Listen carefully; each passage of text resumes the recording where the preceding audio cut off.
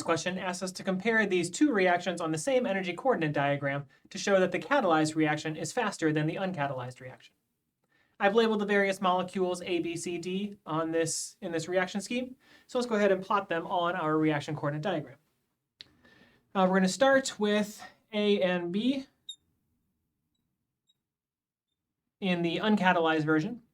That goes uphill to intermediate C, and then finally back downhill to product D. The catalyzed version also starts with A and B, but it also has the enzyme catalyst as part of its reaction conditions, and this reaction proceeds in one step directly to product D through a lower activation energy. The activation energy for the catalyzed version is lower than the activation energy for the uncatalyzed version. Therefore, the catalyzed version will proceed faster than the uncatalyzed version.